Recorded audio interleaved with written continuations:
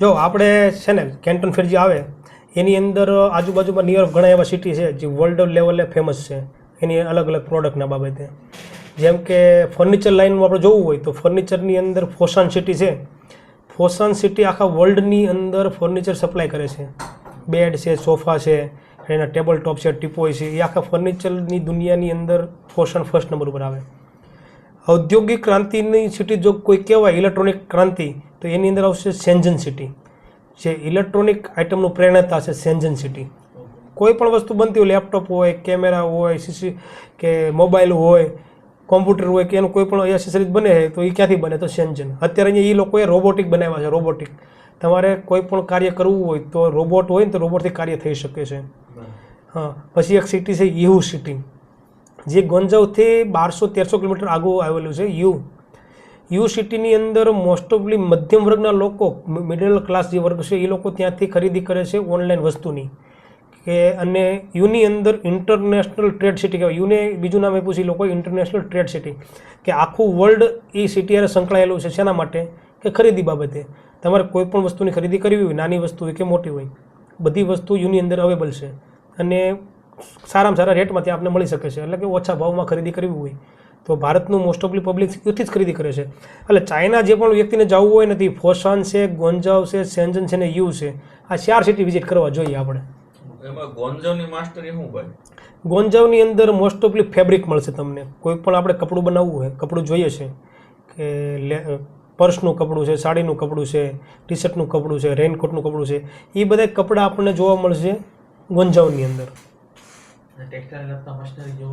ટેક્સટાઇલને લગતું મટીરિયલ જો જોવું હોય તો બીડ્સ છે કે ઝરખંડના ઝરખંડના મોતી આવે છે, 5 નંબર પીપિન, 6 નંબર પીપિન, કે એની નીડલું એમ્બ્રોઇડરી મલ્ટીમાં જે લાગે એ બધા માટે તમારે જવું પડે યુની અંદર.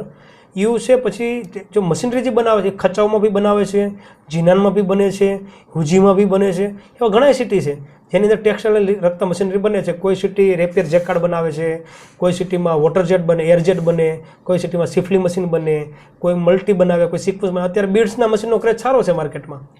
જે બીડ્સના કંઈક નવા મશીન આવ્યા છે, જે બીડ્સ જે આપણે વલ જેવું આવે જેના મશીનથી બને ને ડાયરેક્ટ ઓટોમેટિક લાગે, કે પછી ડાયમંડના છે જે મોતીના મશીન છે, એ બી મશીનના ક્રેઝ અત્યારે સારો છે માર્કેટની અંદર.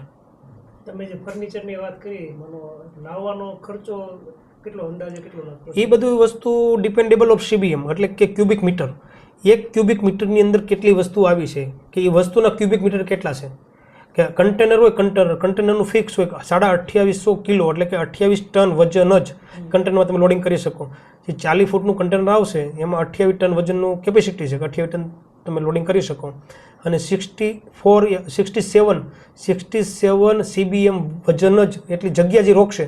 એટલે તમારું મટીરિયલ કેટલી જગ્યા રોકે છે અને તમારું મટીરિયલનો બેઝ કયો છે એની ઉપર ડિપેન્ડેબલ છે, કે વેઇટ પ્લસ છે કે તમારી જગ્યા પ્લસ છે, એની પર એનો ભાવ નક્કી થશે. અમુક તો ફિક્સ જ હશે ને, મને 10% 12% એવું ફિક્સ કોઈ વસ્તુ પર ના હોય. ના, બધી વસ્તુ પર ડિપેન્ડેબલ છે. કપડું છે, કપડા ઉપર અલગ વસ્તુ છે એવું લાગતું હોય, જ્વેલરી ઉપર અલગ લાગતું હોય. ફર્નિચરનું અમુક 5% તો ફિક્સ જ છે, પછી જે જગ્યા રોકે એ પ્રમાણે જગ્યા બી રોકે. અને ફર્નિચર કઈ રીતનું છે, કારણ કે ફર્નિચર સોફો હોય તમારો L શેપનો હોય પણ એ જગ્યા એને ઘણી રોકી લીધી. એટલે ક્યારેક વસ્તુ એવી બને કે ખરીદી કરતાં ટ્રાન્સપોર્ટેશન મોંઘું બી હોઈ શકે. એટલે એ બધું ડિપેન્ડેબલ નથી. એ ડિપેન્ડેબલ ત્યારે જ થાય જ્યારે તમને કંપની એનું પેકિંગ લિસ્ટ જાહેર કરે ત્યારે, કે તમારા પેકિંગ લિસ્ટની અંદર કેટલી જગ્યા તમારું રોકાય છે, કેટલી જગ્યા તમારું વેઇટ છે. બીજું કાંઈ એમાં વોરંટી આવતી હશે ને? વોરંટી કોઈ વસ્તુ લેતા આપણે ઇલેક્ટ્રોનિક વસ્તુ ગમે તે વસ્તુ ખરીદી કરતા હોય એમાં વોરંટી એવું કંઈ આવતી હોય કે એવું કંઈ? હા, ના, વોરંટી ને એવું આવે જ. પણ હવે ઓલા જેવું થાય કે આપણે 5000 પીસ લીધા હોય, હવે 1-2 પીસમાં ખરાબી નીકળી હોય, એ તો આપણે આપણું અહીંનું મેન્યુફેક્ચરિંગ મેક ઇન ઇન્ડિયા લઈએ તો એ તો તકલીફ ક્યારેક આવવાની હોય. હવે 2-5 પીસ આપણે એને ના કહી શકીએ. બીજું, જો જાજી બધી વસ્તુમાં ડિફોલ્ટ આવ્યો હોય તો ચાઇનીઝ કંપની બી એની જવાબદારી લે છે કે તમને એ રિટર્ન પેમેન્ટ બી કરી શકે, કે પછી નવી વસ્તુ બી તમને આપી શકે. ના આપે એવું કંઈ નથી, પણ એ પછી આપણા અને કંપનીના રિલેશન કેવા છે ને એની પર ડિપેન્ડેબલ છે. બીજી એક કોઈ ક્વેરી? કેટલા બહારથી વસ્તુ લઈએ અને પછી એની વોરંટી નહીં મળતી કે એનું પાછું કેવી રીતના પછી કરીએ એના માટે ખર્ચ કરીએ બધા? ના, કોઈ વાંધો નહીં, ટેન્શન જેવું કાંઈ નથી. બહુ સારું છે ને બહુ જનરેટ આગળ પડતું સિટી છે. એટલે કે ત્યાંથી કંઈક શીખવા મળશે, કંઈક નવું જોશું ને તો નવું જાણશું. આપણો મેન છે ને આપણું IQ છે. આપણું IQ વધશે કે એ લોકો કઈ થિંકિંગથી એ લોકો વિચારે છે ને એ વિચારવાનું આપણે છે કે એ ક્યાં સુધી પહોંચ્યા છે. જ્યાં આપણી વિચાર શક્તિ પૂરી થાય છે ને ત્યાંથી એ લોકોની વિચાર શક્તિ ચાલુ થાય છે. કેન્ટોન ફેર ક્યારથી ચાલુ થવાનું છે?